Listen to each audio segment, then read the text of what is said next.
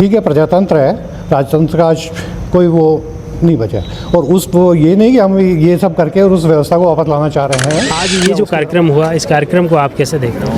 ये कार्यक्रम बहुत ऐतिहासिक कार्यक्रम है। तो झाला सोलंकी जो गुजरात से हैं, अच्छा, डोडिया लोग मध्य प्रदेश से हैं, पंवार हैं तो ये कुछ हिमाचल से आए, उसमें वीरचंद जी के बाद में 10 पिंडी तक हमारी इस मेवाड़ के युद्ध में जाबी को और बलिदान दिया। इस परिवार में एक तो खास बात है कि जिसकी वजह से हर आदमी यहाँ इनसे जुड़ना चाहता है। आज ये जो कार्यक्रम हुआ यहाँ पर विश्वराज सिंह मेवाड़ के राज तिलक की जो रस्म निभाई गई है, इस रस्म में पूरा मेवाड़ नहीं, पूरे देश के कई ठिकानेदार, जागीरदार के साथ कई लोग इसमें शामिल हुए।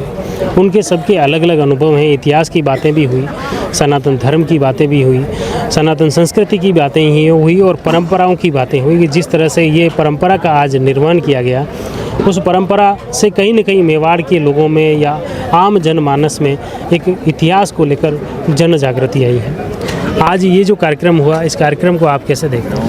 ये कार्यक्रम बहुत ऐतिहासिक कार्यक्रम है। और जैसे हम कोठारिया से हमारे को जो इटावा से जब हम कोठारिया आए तो सबसे पहले हमारे वीरचंद जी आए थे। उसमें वीरचंद जी के बाद में 10 पिंडी तक हमारी इस मेवाड़ के युद्ध में जाबी को और बलिदान दिया। उससे हमारे को जागीर मिली। 10 पीढ़ियों ने यहाँ कोठारिया ठिकाने के 10 पिंडियों ने इस मेवाड़ के रक्षा के लिए जो है वो बलिदान दिया। और उसके बाद हमारे को मेवाड़ के जो है महाराणा साहब रायमल जी के टाइम में हमारे को ये जागीरी मिली कोठारिया ठिकाने की। सबसे पहले हमारे कोठारिया ठिकाने में सबसे पहले आए जो है वीरचंद जी आए। उसके बाद में आए वीरचंद के बाद में सारंग देव जी आए, फिर जयपाल देव जी आए, फिर रावत खान जी, उनका नाम था दलेल सिंह जी। तो महाराणा विक्रमादित्य ने उनको खान की उपाधि दी, किसी अच्छे कार्यक्रम में खान की उपाधि दी। उसके बाद में हम रावत खान जी कोठारे के राव हुए। उसके रावत खान जी के बाद में फिर हमारे जो है ताज खान जी हुए, कोठारे के राव साहब ताज खान जी हुए। ताज खान जी के बाद में हुक्म खान जी हुए। तो वो थे तो क्षत्रिय राजपूत, लेकिन खान की पदवी थी। खान की पदवी दी महाराणा विक्रमादित्य जी। अच्छा, हमारे जैसे इनको नाथ जी की है ना, फलीचड़ा वालों को। हाँ, ये नाथ की पदवी जैसे हमारे को वो खान की पदवी दी गई। तो उसके बाद में दास भी हुए और फिर बाद में सिंह भी लगाने लग गए। उसके बाद में फिर हमारे रावत खान जी के बाद में ताज खान जी हुए। ताज खान जी के बाद में हमारे हुक्म रईब जी हुए। फिर जो है साहिब खान जी हुए, पृथ्वीराज जी हुए। पृथ्वीराज के बाद में हमारे फिर जो है धर्मांगद जी हुए। फिर उसके बाद में उदयपान रुक्मांगद जी, उदयबान, देवबान के बाद में फिर हमारे जो है ये बुद्ध सिंह जी हुए, विजेंद्र सिंह जी हुए, मोकम सिंह जी हुए। मोकम सिंह जी फिर जोर सिंह जी हुए। जोर सिंह जी के फिर हमारे जो है उसके बाद में सग्राम सिंह जी हुए। और सग्राम सिंह जी के बाद में केसी सिंह जी हुए। उनके जो है 9 औलाद, एक ही लड़की थी मेहताब कुंवर भाई साहब, वो अमीर राजा राव साहब शिवनाथ सिंह जी से उन्होंने शादी कराई थी। उसके बाद उनके कोई औलाद नहीं होने की वजह से उनके छोटे भाई का लड़का जो है वो गोद आए जवान सिंह जी के भी कोई औलाद नहीं होने के बाद में उनके छोटे भाई अर्जुन सिंह जी वो फिर कोठारे ठिकाने में गोद आए। और उसके बाद में उनके जो है मान सिंह जी हुए।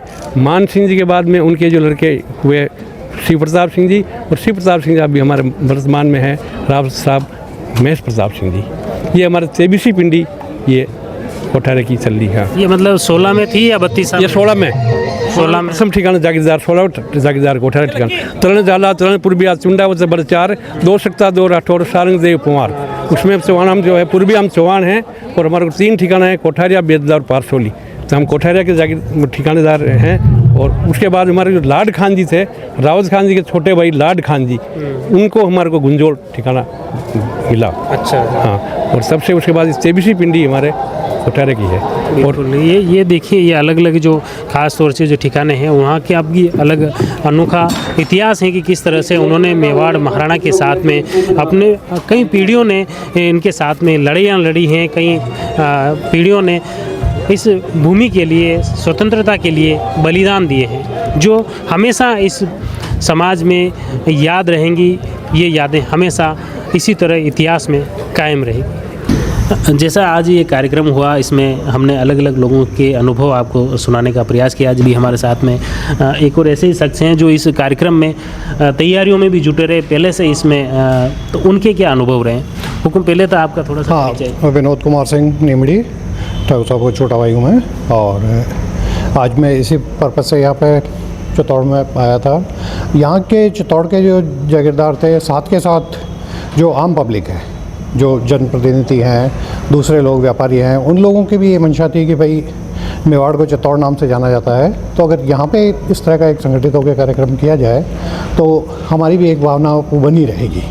ठीक है, प्रजातंत्र है, राजतंत्र का आज कोई वो नहीं बचा। और उस वो ये नहीं कि हम ये सब करके और उस व्यवस्था को वापस लाना चाह रहे हैं या उसकी तरफ मुड़ना चाहते हैं, ऐसा कुछ भी नहीं है। लेकिन ये है कि आप, चाहे आपकी मेरी कोई भी हो, अगर 4 दिन पहले भी आपने कोई अच्छा काम किया है तो आप वाकई में चाहेंगे कि भाई इसको आगे भी मेरे बच्चे भी याद रखें, वो भी रखें। तो जो हमारे पुरखों ने, हमारे क्या, हम सभी के, उसमें कोई मेरे अकेले के नहीं है, तो सभी ने जो गौरवशाली काम किए हैं वो भी याद आए। उसके साथ ये होता है कि हम एक मेवाड़ का जो क्षेत्र है कि गुलाबपुरा बिल्कुल इसमें अपने जो जयपुर की तरफ चलते हैं अपन, तो वहाँ पे इधर अपन 4 बाजार से आगे निकलते हैं गोमती, और दक्षिण में चलते हैं तो ईडर के आसपास तक का वो है, और पूरब में भैंसौड़गढ़ से आगे तक का इलाका मेवाड़ है। तो इतना सब अब आज जो आप भौगोलिक और राजनीतिक तरीके से देखो तो बिल्कुल अलग विचारधारा हैं, कुछ लोगों की भाषाएं अलग है, खान पान अलग है, लेकिन इस तरह के समारोह होते हैं तो उसमें ये है, अब आप राजसमंद से बता रहे हैं, मैं नीमड़ी से आया हूँ, तो हम यहाँ पे एक हमारे आपस के संस्कृति का भी संगम हुआ है, मिलना जुलना हुआ है, जान पहचान हुई है। कुछ आज तो पूरे देश भर से विभिन्न रियासतों के जो मतलब रॉयल फैमिली के सदस्य, हाँ, तो वो कुछ लोगों के तो जो मेवाड़ राज परिवार से निजी रिश्ते हैं, उस वजह से आए। कुछ की ये है कि भाई हमको मेवाड़ से एक लगाव है, और कुछ सम्मान के दृष्टि से आए। सर्व समाज के लोग, सर्व समाज के, बिल्कुल सर।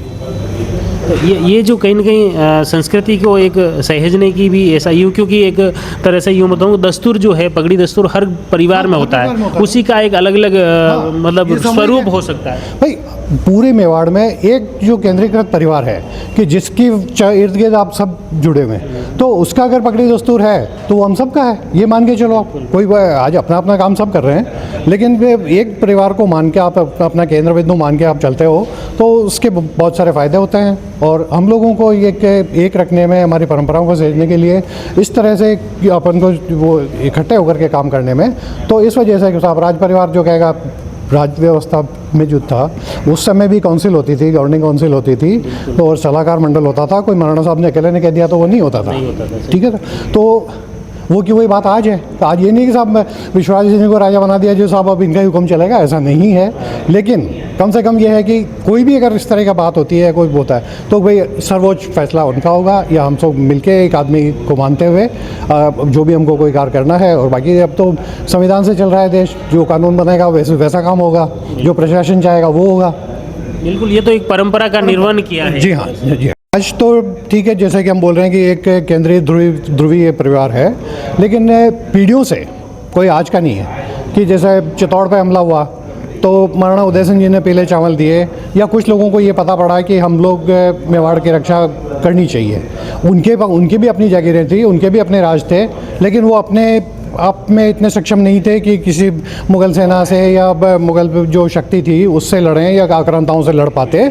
और दूसरी बात ये थी कि एक ही ऐसा परिवार है कि जिसके लिए बड़े बड़े लोगों ने अपनी, जैसा कि तोमर जो थे तो उन्होंने पूरी जो उनकी ग्वालियर की सत्ता थी वो छोड़ी, यहाँ आए तो उनको ये नहीं था कि हम यहाँ पे जागीर लेंगे। यहाँ पे पहले तो मौत दिख रही थी। हमारे पुरखे मालानी से आए हैं, जो बाड़मेर जिला इसको मालानी बोलते हैं, वो पूरा रावल कल्याण सिंह जी का था।